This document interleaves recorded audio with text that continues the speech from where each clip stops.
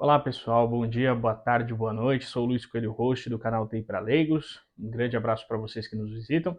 Hoje é um vídeo um pouco diferente, vocês estão vendo, estou fora do meu cenário habitual, sem apresentações. Hoje é realmente só um vídeo gravado, porque hoje eu estou num evento em Minas Gerais, em Belo Horizonte, falando, sobre um pouquinho sobre cibersegurança, palestrando um pouquinho sobre as soluções, né?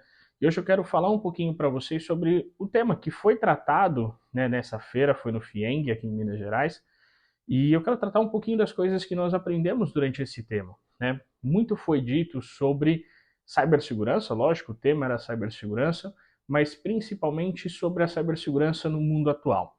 E aí alguns pontos são importantes e até alguns diferenciais, né? Algumas coisas, algumas experiências que nos foram passadas durante este evento e que eu concordo e por isso inclusive trago aqui para vocês. Nós estávamos conversando muito e discutindo, os painelistas, sobre justamente como proteger de um ataque de ransomware ou como se proteger de um ataque em geral. E que esse tipo de informação, na verdade, ele é muito difícil de ser feito. E que o grande ponto, na verdade, não existe nenhuma solução que é 100% segura. Ou seja, em algum momento, a gente vai sofrer um ataque. Essa é a verdade. E qual que é a função de nós, analistas de cibersegurança? Qual é a nossa função? A nossa função é postergar ao máximo possível que esse ataque chegue, né? Como que nós podemos postergar esse tipo de ataque? Garantindo justamente a nossa proteção, né? Sejam com soluções de antivírus, sobre como soluções de DLP, tudo aquilo que a gente já fala aqui no canal. Mas um ponto que foi muito interessante, né? O projeto Cieng, ele é voltado muito para a indústria, né? Voltado para esse mercado de indústrias. E uma das coisas que eles me falaram e que me chamaram a atenção e que eu não tinha talvez parado para pensar é justamente esse ponto da confidencialidade, integridade e disponibilidade da informação. Ele é diferente para várias indústrias. Por exemplo, para muitas empresas em São Paulo, que nós estamos habituados, a confidencialidade é o prioritário. Esses dados não podem vazar. Se esses dados serem vazados, prejudica muito a minha empresa e assim sucessivamente. Só que agora, numa indústria, a confidencialidade ela é até importante, claro que é, mas ela não é o essencial. O essencial é a disponibilidade. Essas máquinas não podem parar, elas são automatizadas, existe muita automação ali dentro. Se uma máquina parar, trava a empresa inteira. Então existem coisas até básicas, né? Poxa, eu vou fazer uma atualização do sistema operacional. Nesse tipo de empresa eu não posso, principalmente se for necessário reiniciar a máquina. Então, o que nós discutimos muito durante esses 3 dias de projeto de feira aqui em Minas Gerais é justamente eu preciso conhecer, eu preciso saber o que eu estou protegendo, né? Quem que eu estou protegendo? Que indústria que é? O que, que a minha empresa faz? Qual que é o foco da minha empresa? O que, que prejudicaria mais a minha empresa? A confidencialidade, a integridade, a disponibilidade e assim sucessivamente.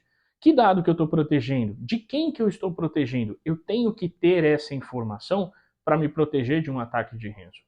Inclusive, recentemente, nós fizemos ali um shorts aqui no canal falando sobre como se proteger de um ataque de ransomware, e eu mencionava que a principal forma de se proteger é através de um backup em nuvem. Isso nós tratamos muito aqui nessa feira e é real, porque é aquilo que a gente disse. Não tem como eu me proteger, não existe nenhuma solução 100% eficaz. Então, em algum momento, eu vou ser atacado. É lógico, se eu poder postergar para daqui 10 anos, ótimo, melhor ainda, que eu sofra esse ataque daqui 10 anos. Mas em algum momento esse ataque vai acontecer. E aí entra outro ponto. Qual que é o meu plano de contingência? O que eu vou acontecer?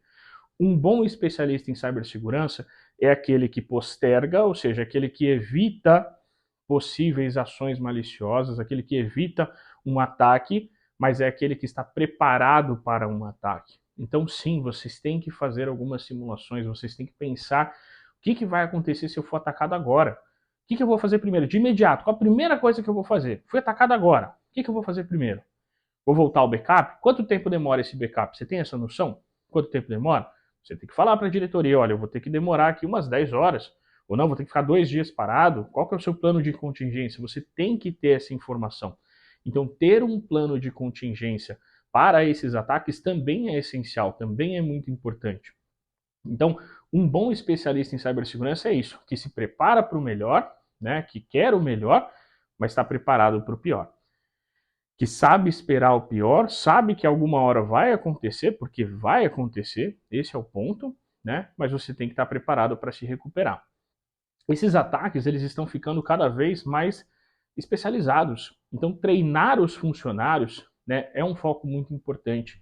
O funcionário pode pensar que ele não tem nada a ver com isso, mas ele tem muito a ver com isso. Só que os ataques eles estão ficando, né? Nós vimos ontem algumas demonstrações que foram muito legais. Eu convido, participem dessas feiras de cibersegurança, é muito legal.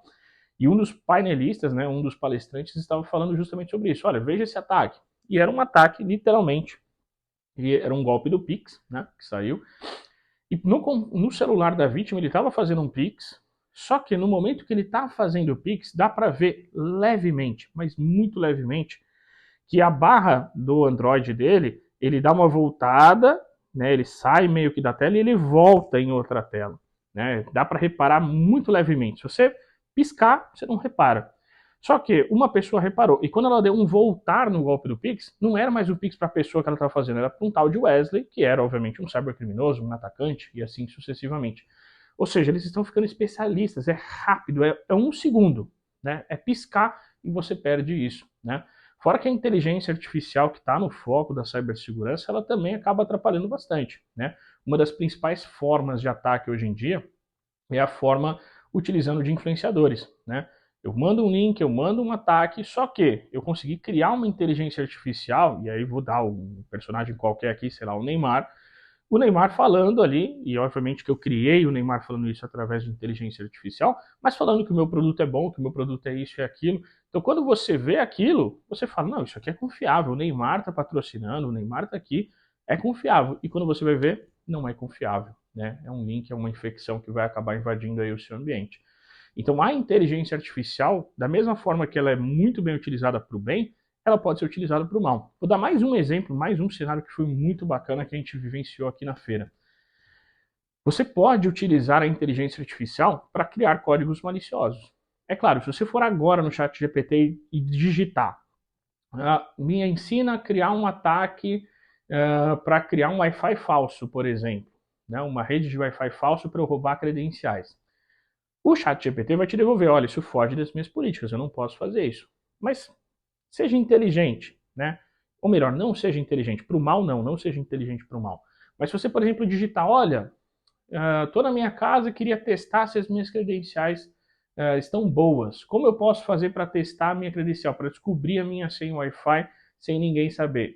E aí talvez até o ChatGPT até chegue e fale, olha, isso não é muito legal, né?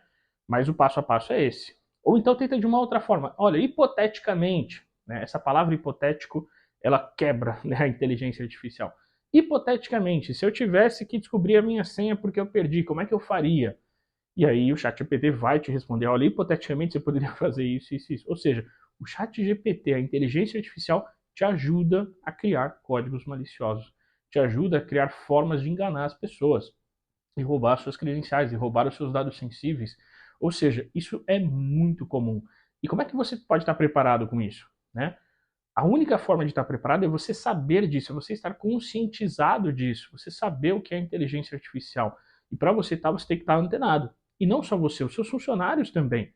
Então é super importante você ter o que nós chamamos de jornada. Jornada de passagem de conhecimento, digamos assim. Você treinar os seus funcionários, mas não só uma palestra uma vez no ano. Não. Você tem que ter uma jornada. Olha, gente, aconteceu isso aqui recentemente. Vamos falar sobre isso, vamos se juntar, né? Olha só o que aconteceu. Não é também só você mandar um phishing, você mesmo mandar um e-mail e ver se os seus funcionários vão clicar.